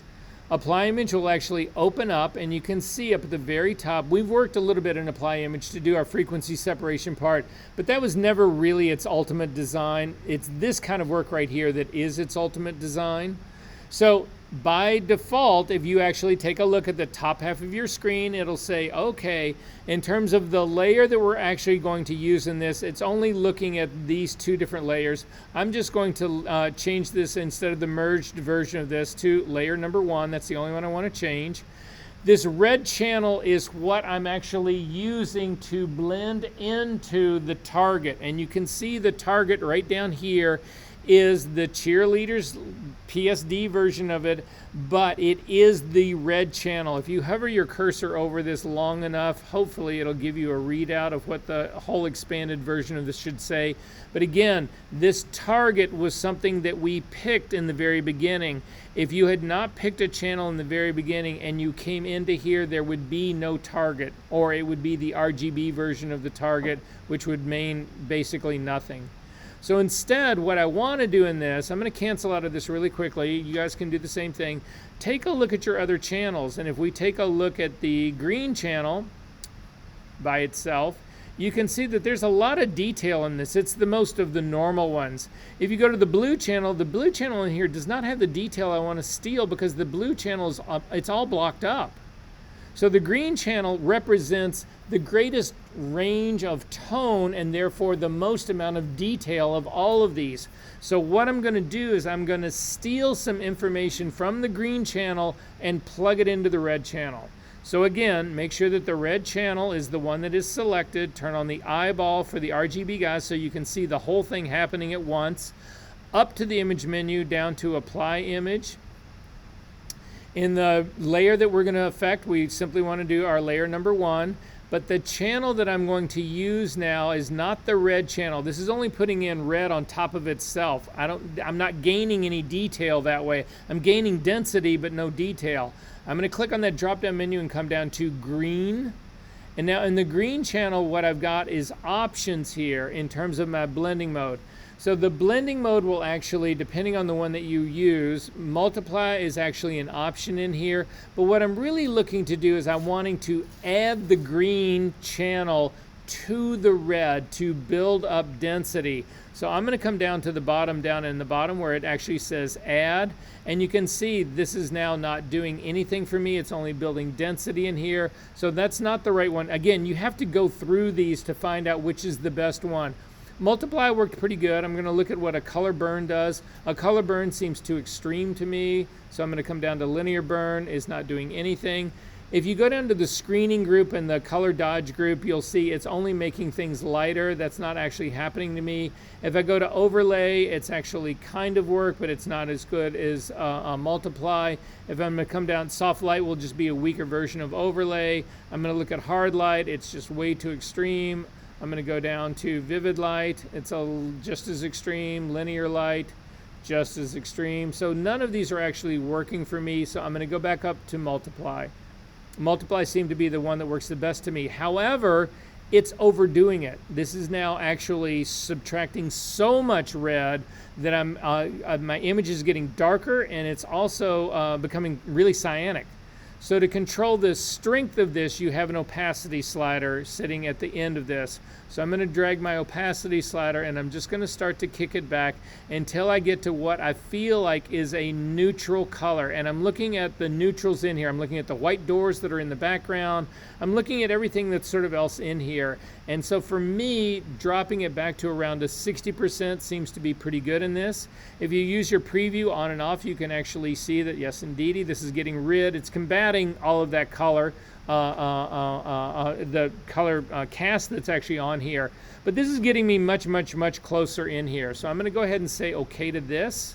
So this is a good starting point for me. But at this stage of the game, this is not enough. So what I would do to go ahead and trick this out, we're very close, but to go ahead and trick this out, I would come up to the layer menu, and I would come down to smart objects, and I would convert this new second layer to a smart object so that I can actually use camera raw filter on this. So do you have camera raw filter on this image? All right, so no, so yours, but that's a good sign, because that means it's a Photoshop preference. That it's not something that's weird, and resetting the preferences is easy. You and I will do that before you leave today. All right, so anyway, I'm going to select the camera raw filter. It will bring me into my pseudo version of camera raw.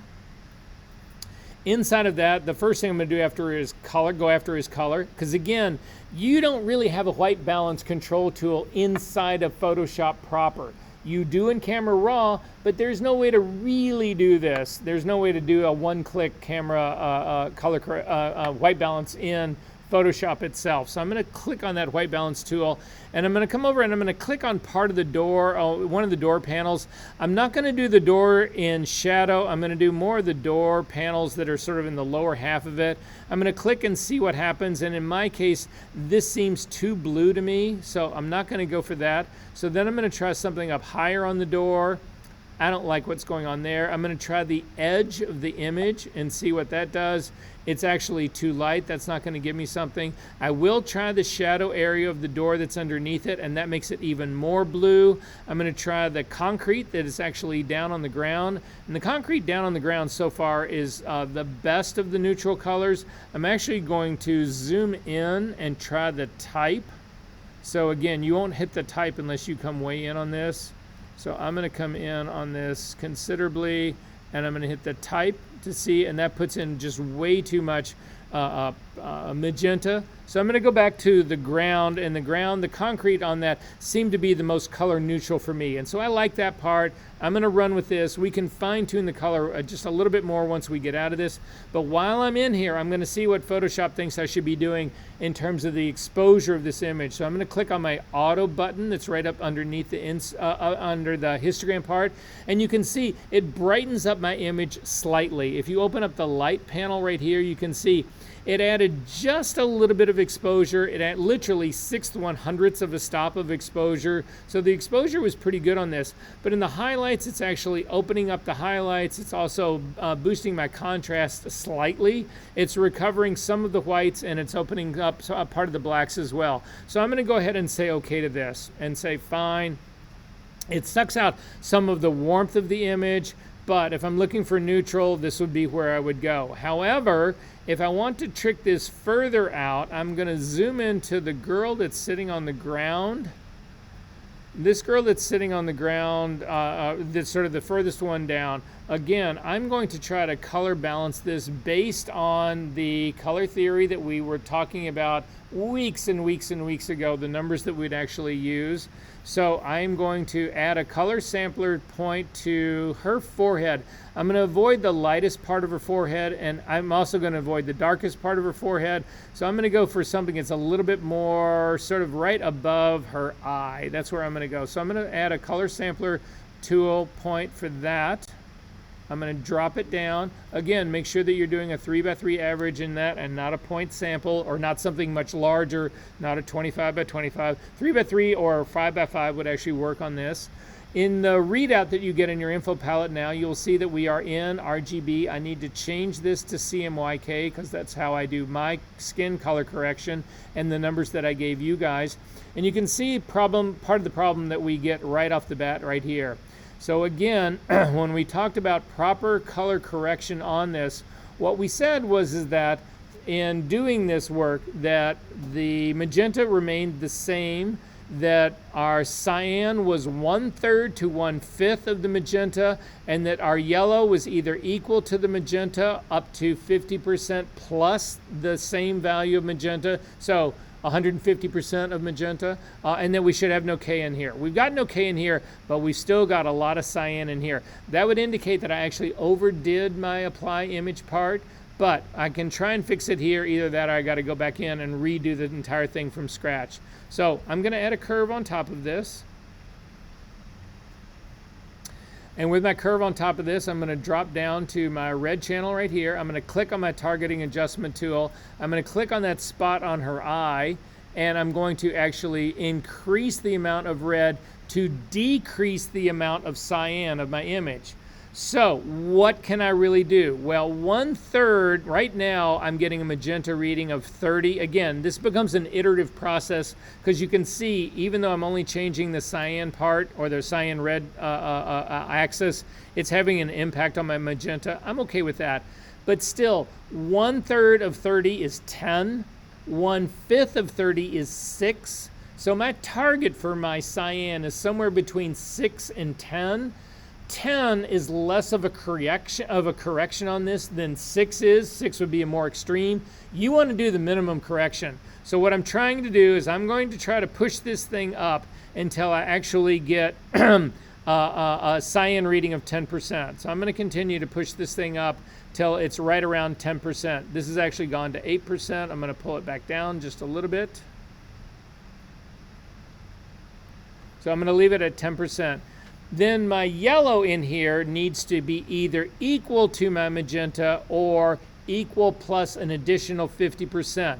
My yellow right now is actually less than magenta. It's at 30 and my magenta is at 32. So again, the minimal correction, I'm going to go down to my blue channel. Again, still using the targeting adjustment tool. I'm going to hover over that girl's head, over that same spot on her head. I'm going to click, and I need to, again, this has got too much blue in it. I need more yellow, so pull down on this to start increasing the blue. Now, in this case, it's a very subtle one just to get to the point where they're both even, and then I'm going to back out of my image and say, is this correct? And again, I tend to do minimal color corrections. You could actually add more to this, which would bring, make the image warmer. We could do that part of it, but I'm going to pretty much leave this image where it is right now, and I'm going to say, I'm going to accept this curve. So to see the difference in what we've done, hover down over the original layer at the very bottom, hold down the Option key and click, and that is the image. And you can see, especially if you zoom into this, we pick up detail. Look at this sweater. If you go back and do our color corrected part, because we didn't just use a curve to balance this color, we actually reintroduced detail into that red channel. It actually gives you more of the knit texture that's actually in her sweater. So if we zoom in here and you actually take a look at the, at the texture of the knit part as well, whatever, you can see we've actually accentuated the texture, the detail that's actually in here. And so that is basically apply image. Good on this part? So when you get faced with all the, family photo, because this will happen to you. I'm telling you, this is the bad news right now. The good news is your family loves you. The bad news is that when it comes time to restoring all the family photographs from your childhood, they're going to say, oh, who's the photographer in the class or in the family? Oh, who's the retoucher in the family? Let's just dump it all on Haley. We'll get her to do it. Yeah. Okay, you can close this up. You don't need to save this. Last thing we're going to get to, we're going to blow off calculations right now. We would need at least half the class to do it, but that's okay. Again, if you're desperate to learn how to do it, you can either watch, I can find you a video of me doing it at some point. There used to be a time in this class where there was no frequency separation, and that opened up time for other things. Either that or I'll be happy to get together with you and go over it. But nonetheless, last thing we're going to do is the film scanning part. For those of you who are not doing film scanning, that's okay. There may come the time where you actually do, but if not, this is another way that you can think about doing color corrective work. So for what that's worth. So to find it, hang on 1 second. Do you remember last year Photoshop released a vintage photo restoration tool? Yes, they did. Thanks to neural filter. It is a neural filter, and it does, yes. And what it basically does is it takes a look at an image like this, and it tries to figure out what colors have faded and restore that color. So I would certainly look at it. That particular filter has been in beta forever. It may be now, actually out of beta and a part of the program. But it's certainly worth. For me, I would try anything. Anyway, the image that I'm looking for this is in our session number 14, and it's called Jenny Scan. If you can actually open this guy up. This will be the last thing that we actually do. So, this was actually done on an Imicon scanner. So how should you guys be actually doing your scans? This is my advice to you in terms of actually the way you do it. Most of you who are doing film scanning, you actually are using the Imicon software not only to do the scan, but to also do the color conversion to take this from a color negative to a color positive. I think that is a mistake. That is buying into their interpretation of what color should be and it's done in a very general averaged basis. So if you've got 100 images and you do 100 scans and you use the Imicon software to do the color conversion for you, they all get hit with exactly the same color conversion. It's what's built into the image. The way I do it, it is based on every single individual image, and it's just a better way, I think, of doing this. So that's how I'm going to show you guys to do it, or the way I'm going to suggest that you do it. So it's sort of hard to see what this image is to begin with, and but basically it's a shot. This was I taught at the Art Institute for one summer, and this was the TA that I had. It's actually her image. So at any rate, to start this, we're going to do pretty much what we do for all our images that we're retouching. Make a copy of this, layer, Command J. Then once we do this part, we actually need to invert it right off the bat. This is a negative. However, the negative is actually, and you guys know color negatives, they all have orange on them, or they're all like really orangey, right? You guys ever, come on, you've all looked at a color. I'm needing feedback here, guys. I'm desperate.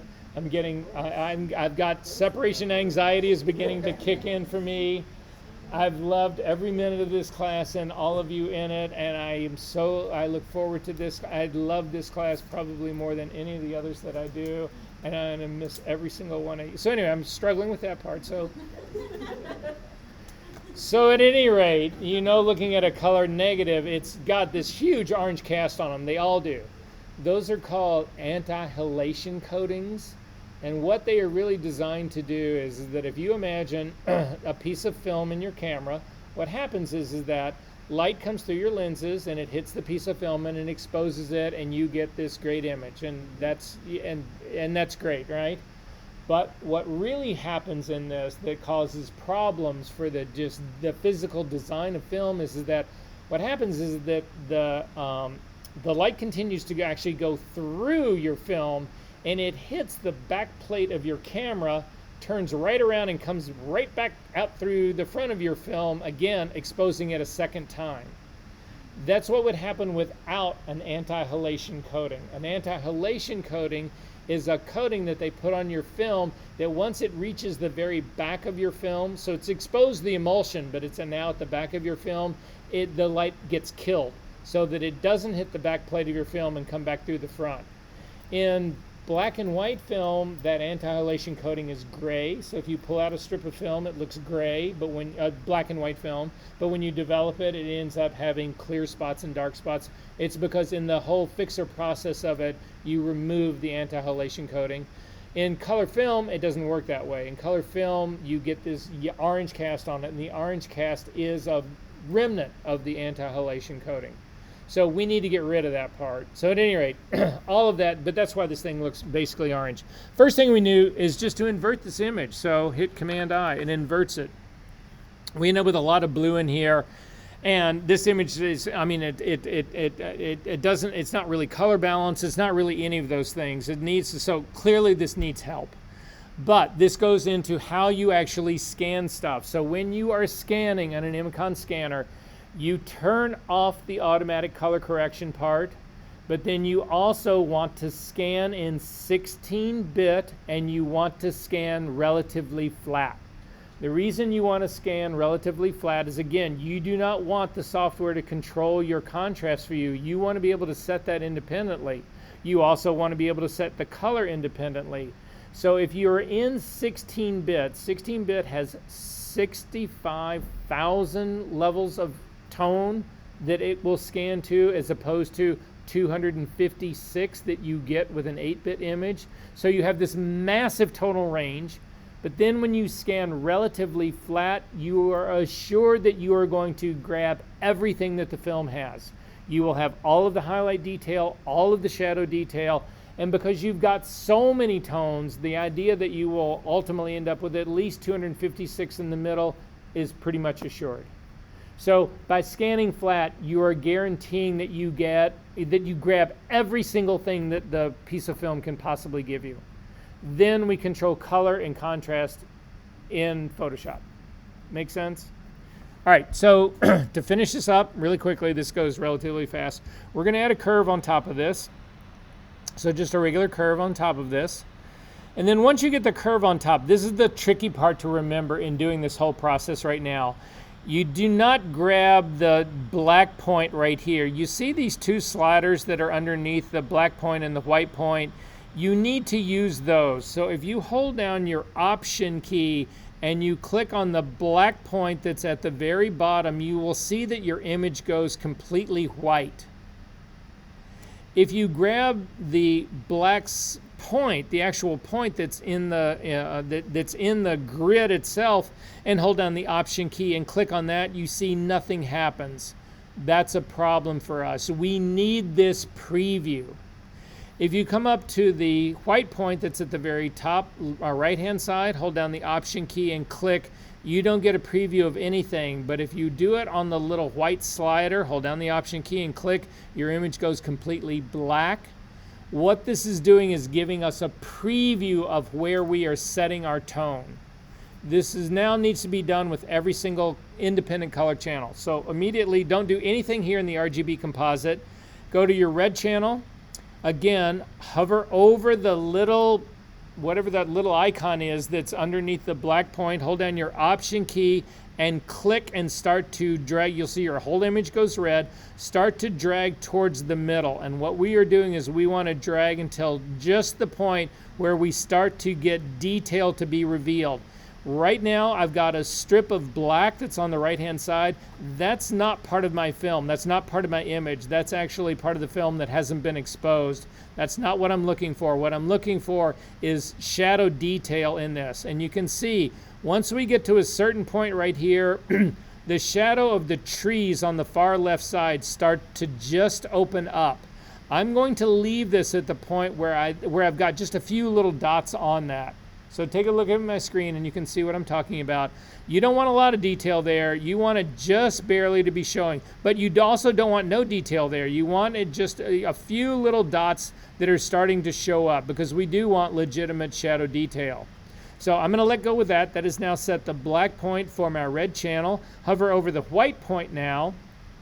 Click and start. Your image will go black and start to pull back. And then again, now we're looking for highlight detail, and we need to see at the very beginning, all of a sudden you'll reach a point where, again, you don't care about the edge of the frame, you don't care about that showing up, you care about image detail, and you can see that the backs of the flamingos are just beginning to show up. So again, you need to ratchet this back till you only have just a couple of little points on there, not too much, because we're not trying to blow that whole part out, and let go. You need to do the exact same thing for the green and the blue channel. Hover over the, again, grab the icon underneath that, click, your image will go completely green, start to drag it. The shadow detail is going to come up roughly in the very same place. It's going to be the bushes that are on the left-hand side. Kick it back. You don't want to grab too much of this, so push it back till you've only got a few little dots on there. Click on your white point slider and pull it back till you just start to, again, it's going to be the same highlights on the flamingos' backs. Let go of that, and then finally do the same thing for the blue channel. You really need to kick over on that one. Till you're just beginning to get a few possible little guys on the blue part, and then again, hold down the Option key, click on the white part, and start to pull it back till you start to just get a couple of those little dots on the highlights of the flamingos' backs, and say, okay, so now we've actually got a full color image, and this part is actually working out pretty well. So I like where we're at right here. I'm going to then merge these two things together. I'm not going to change this. I'm going to merge the two together. So hold down the Command, Option, Shift, and hit the letter E. It will make a merged version of the color corrected, of this color corrected part. And again, the same process. I can now convert this to a smart object. So up to the image, the layer menu, down to smart objects, over to convert to smart object. This is now actually will be a smart object. You can see it's in 16 bits, so that's why it's actually taking longer to do this. And then I'm going to come up to my filter menu, down to camera raw filter. And then we need to figure out what should actually be a neutral color in here. I'm going to do my color balance first. So I'm going to click open the color. I'm going to grab the targeting adjustment tool for the white balance. And I'm going to click on the highlight on the building that's in the back. That to me seems to be the most neutral of colors. That starts to put in too much red, so I'm going to hit Command Z to undo that. I'm going to try the the actual gray of the building that's underneath it. I'm going to click on that. That puts in too much green in the image, so I'm going to undo that part. I'm going to try the garbage can. That puts in still too much green in the image. I'm going to zoom in to the top of the garbage can. It looks like there's some white piping that's on the top of the garbage can. That actually might be a good candidate for me. So I'm going to try clicking on one of those. And that actually does a pretty good job. So it doesn't put in too much red in here. So I like where that's going. And then finally, I'm going to do the same thing. I'm going to click on Auto to see what Photoshop thinks I should be doing about this image. And you can see it feels like the image should be actually darker. But it's also changed. It's done some highlight recovery and all of this kind of stuff. And this is the last thing I can leave you with. And maybe one of the most important things about this is a lot of people look at this whole auto button and say, well, just wholesale. Well, no, that makes the image way too dark. I don't like that. But you need to look at the other things that it's actually doing here. It's actually recovering highlights, which are important to us. So it's pulling back the detail in the birds on the very top, which we want.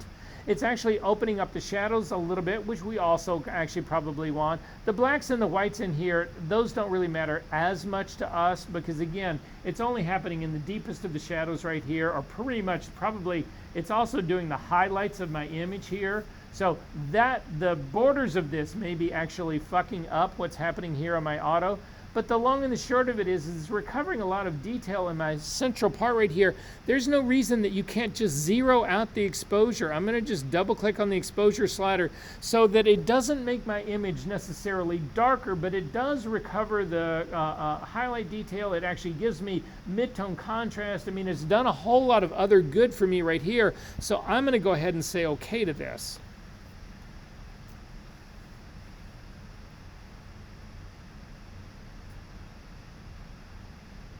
And that's how you actually do film scan. I know. If you scan film, this is a game changer. Any questions? Okie dokie, guys. That's it. Say what? Yeah. Well, not really, because we've got next week. All right. So is everybody good about next week? Befores and afters? All right, guys. We'll see you next week. I know there's some people staying. Em, I want to get yours started first because I've actually got the profile. Did you keep by any chance a virgin copy of your preferences? That's going to be a